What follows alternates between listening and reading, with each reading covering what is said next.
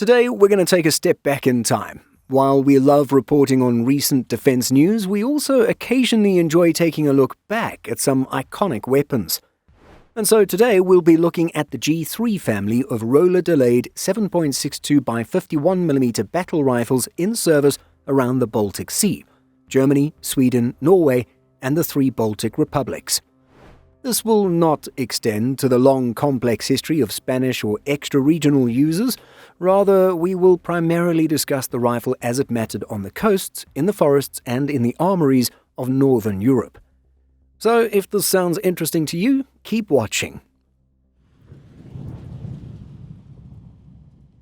The G3 family is a battle rifle built around a stamped steel receiver and a roller-delayed blowback action. As we noted at the introduction, it is chambered for the 7.62 by 51mm NATO cartridge. It feeds from 20-round box magazines and typically uses a rotary diopter rear sight and hooded post front sight.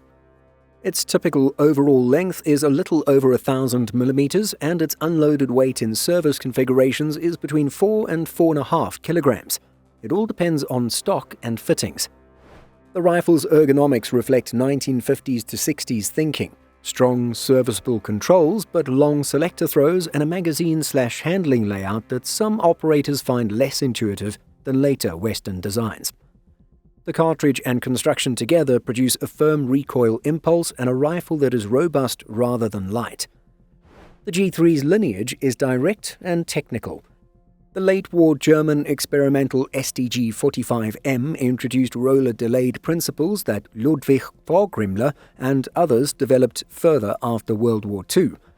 In Spain, those ideas matured into the set-me designs, notably the Modelo 58, which in turn were refined and readopted in West Germany as the G3, when the Bundeswehr standardized a set-me-derived pattern in 1959.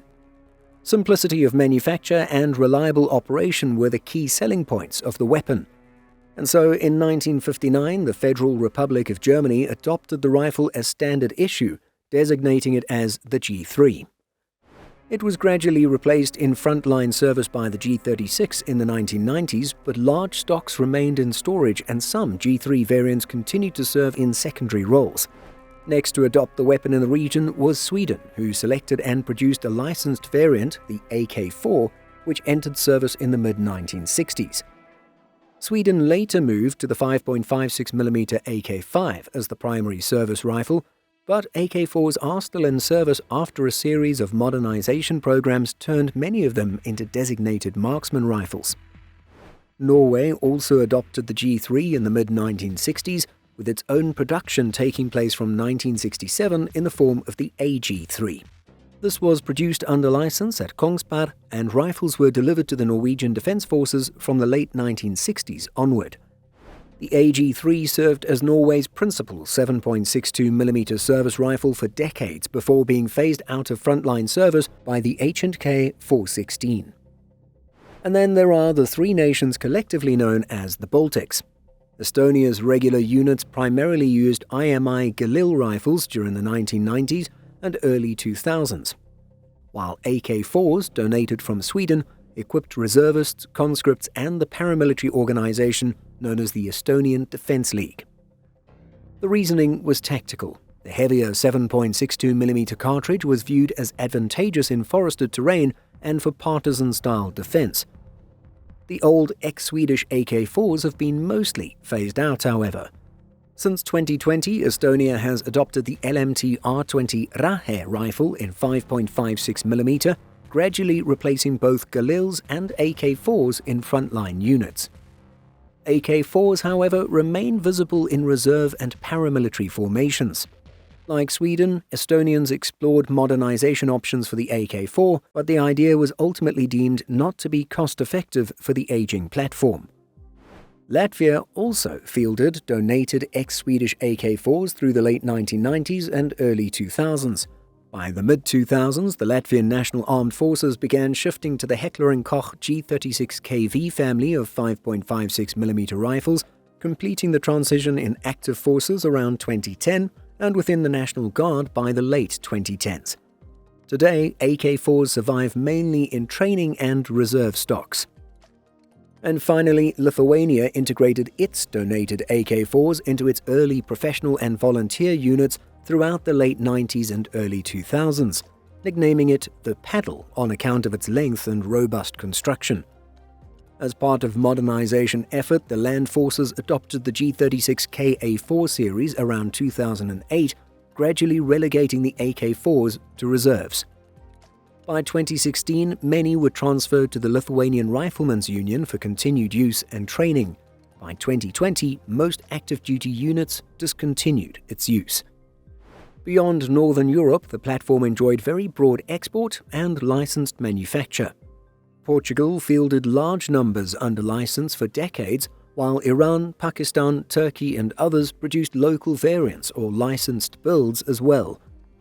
The G3's low tooling requirement for stamped receivers and proven reliability made it attractive for states seeking a sturdy 7.62 by 51mm standard rifle. The G3 family's reputation rests on reliability across battlefield conditions. Mud, cold, mixed quality ammunition, the rifle just keeps running. Stamped construction was also economical, while the roller-delayed action is mechanically simple and tolerant. For militaries rebuilding stocks in constrained budgets, that combination was decisive. It's not a perfect rifle, of course. If it were, it would still be in service. So what are the drawbacks? Well, the rifle is heavy by more modern standards. Its manual of arms includes quirks that slow some modern manipulations. This includes long selector throw and poor ergonomics of the original magazine and release layout. Additionally, the 7.62 by 51mm chambering produces significant recoil compared with contemporary 5.56 by 45mm assault rifles. These are trade-offs between raw power and maneuverability.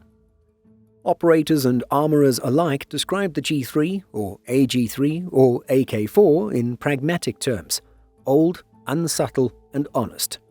It's not the lightest or most user-friendly rifle by 21st century standards, but where reliability matters more than novelty, it has earned a durable place in Northern Europe's arsenals.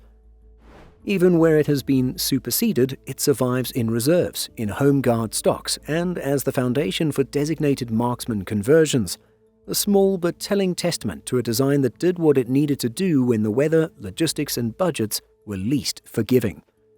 That is why, around the Baltic Sea, the G3 family remains both respected and, in some places, still in service, even if it's no longer a main service weapon. What are your thoughts on this rifle? Did you ever get a chance to use it? Let us know by leaving a comment.